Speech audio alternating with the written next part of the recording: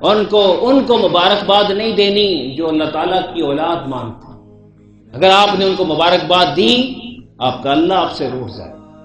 اور ہمارا اللہ قل هو اللہ احد، وہ احد ہے، اس کا ثانی جوڑی کوئی نہیں۔ اللہ الصمد، وہ الصمد ہے۔ وہ کہتا ہے کہ مجھے ان چیزوں کی ضرورت ہی نہیں۔ صمد اسے کہتے ہیں جس کا کوئی کام بھی کبھی رکے ہی نہ، اور سب کے کام اس کے بغیر رک جائے، لیکن اس کا کوئی کام کسی کے اوپر ڈیپینڈ نہیں کرتا۔ اس کے ہر فیصلے پورے ہوتے ہیں۔ وہ اتنی طاقتور ذات ہے کہ فرعون نے کہا بچے مارو، اور بچے مارے کافی ختم ہو گئے، تو کہنے لگے چلو 1 سال چھوڑو 1 سال مارو۔ تو فرشتوں نے کہا ہوگا کہ یا اللہ ٹھیک ہے، 1 سال کی گنجائش ہے تو موسیٰ کو پیدا کر دو۔ نہیں، اللہ کہتا ہے میں نے جس سال اس نے مارنے میں نے اسی سال پیدا کرنا ہے، کیونکہ میں اللہ ہوں۔ اتنا طاقتور اللہ، اس سال پیدا کرنا ہے۔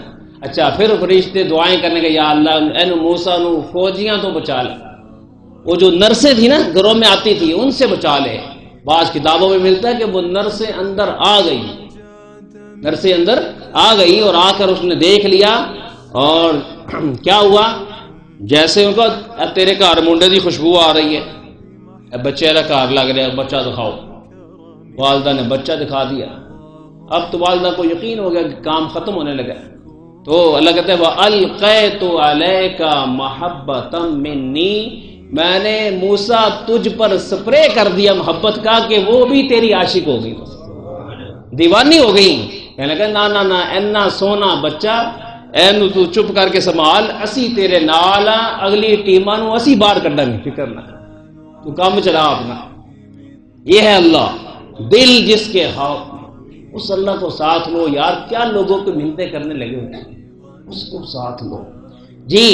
تو الصمد لم یلد ولم یولد، نہ اس کی کوئی اولاد نہ وہ کسی کی اولاد، ولم یکن لہ کفوا احد، کائنات میں اس کا ساجی شریک ند کوئی نہیں، وہ یکتا ہے اپنی شانوں میں۔ اس لیے کبرت کلمۃ تخرج من افواہہم، سورہ کہف میں اللہ کہتے ہیں جو دوسرے کو کہتا نا کہ پتر ہو یا مبارکباد دیتی، اتنی گھنونی اور سنگین بات ہے کہ میری کائنات غضبناک ہو جاتی، یعنی رحمتیں اس بندے سے روٹھ جاتی ہیں، رحمتیں روٹھ جاتی ہیں جو دوسروں کو مبارکباد دیتے ہیں۔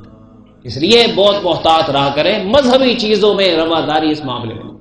ہاں اخلاقیات چلتی ہیں، کسی کے ساتھ تعاون کرنا ہو اس کو پورا گھر لے کے دے دے، کوئی مسئلہ ہی نہیں، لیکن مذہب کے اندر گنجائش۔ اسی طرح وقت کو برا نہیں کہنا، اور دوسرا اللہ سبحانہ و تعالیٰ کے معاملات میں اللہ کو ناراض نہیں کرنا۔ ایک جملہ یاد رکھیے، ساری زندگی کی نیکیاں ایک طرف، یہ ایک جملہ کی سنگینی ایک طرف، کبھی بھی ایسے جملے کی طرف نہیں جانا۔